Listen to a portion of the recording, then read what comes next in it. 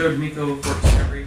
I also wanted to comment, it was good to see Bill. I was wondering if he was okay, and I'm glad to see that he's here and he's healthy, and appreciate his presence here as well.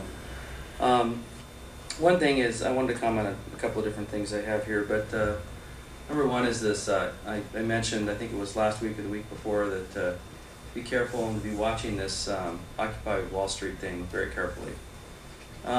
You know, my take on this is that I saw that there was a group here last week, and I'm concerned that we're starting to pit the public against corporations, and the corporations do a lot for this country. They've built this country.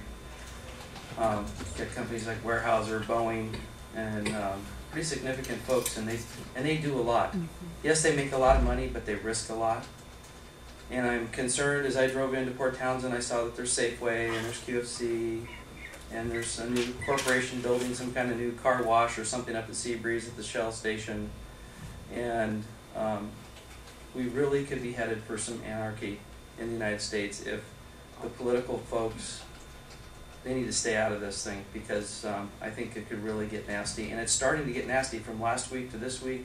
If you've watched, there's been, people are starting to get arrested, and we could be headed down a real slippery slope.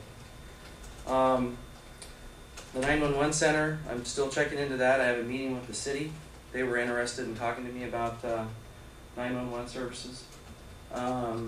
So I'm still continuing down that road. I'm going to get some additional information before I speak on it, but there seems to be some interest there.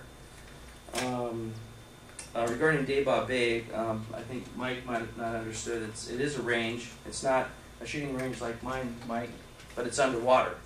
It's an underwater range for torpedoes. So that's better than my shooting range, I guess. But underwater ranges are accepted here. And with regards to the non-conforming, we talked about that. I believe I'm might be getting it mixed up, but you said that they had been there for years after the briefing, since the 40s or 50s, and maybe they have been, but I also understand the code very well, and a non-conforming business can only expand by 10%, from what I understand, especially around the shoreline, and we spoke about that those aren't commercial forests. Most of that is residential around the waterfront, as I think you commented that you thought it was commercial forest. So yeah, I corrected myself. Anyways,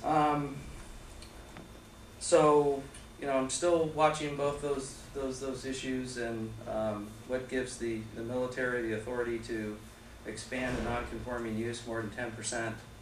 I'd like to know how that's done, and like I say, I'd be interested in doing that myself. Thank you. Thank you, Joe. Someone else like to comment this morning?